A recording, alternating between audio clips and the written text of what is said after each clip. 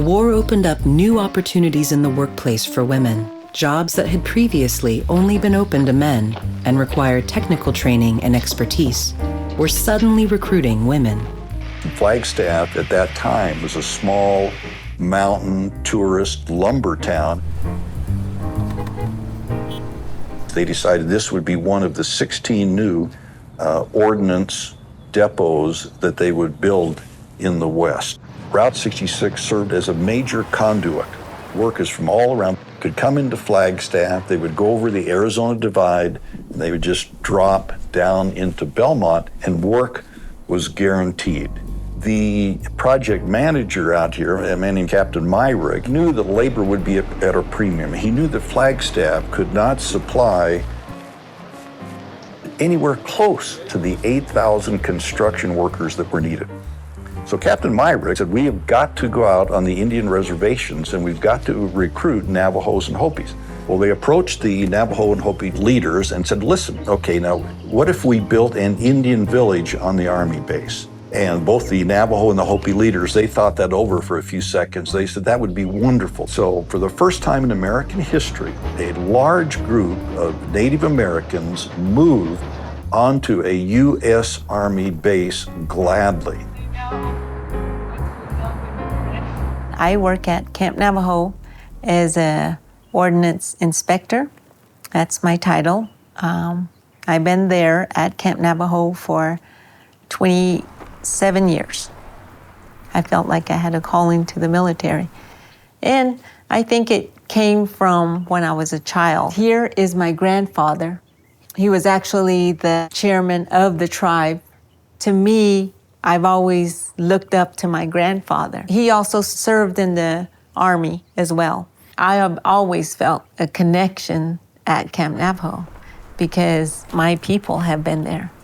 During the war, there would be probably around 3,500 Navajo and Hopi families that lived in something called Indian Village. So the women came along to help with the children, but they really weren't considered for employment at that time. When all the construction workers left in 1943, they had to get women out there for the permanent foresters. You can see women adjusting the fin lock nut on 500-pound bombs. They did a lot of the, on the assembly line, they did work with munitions.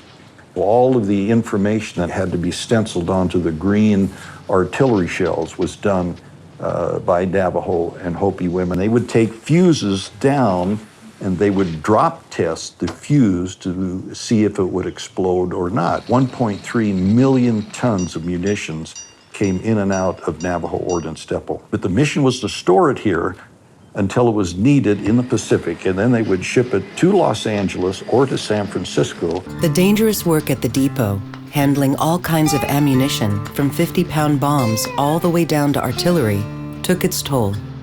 One of the most hazardous tasks at the depot was digging explosives out of a shell using a wooden tool. So that gunpowder could be saved and used in other shells. Women were frequently involved in serious accidents that required hospitalization. Over 19 million women worked during World War II. What made the Navajo Ordnance Depot unique was the high percentage of Native American women who were integral to its success. Here, the reason why I put them there like that, to me, it's like me as a Native American and me as an Army person. In the Navajo way, they have a saying about changing woman. Changing woman, she had to adapt through certain things, you know. She had to change. And, you know, as a girl, you change to become a woman. These photos right here, I was very sad when I left. And this was my first deployment. And at that time, you know, my children were crying after me. My son wouldn't let me go in this photo. And we had a lot of casualties the first deployment. I put this up here because I greet the morning, every morning when I get to work. And there is the chapel at Camp Navajo. I've always felt blessed that I'm able to stay near the reservation, even though I'm away from home.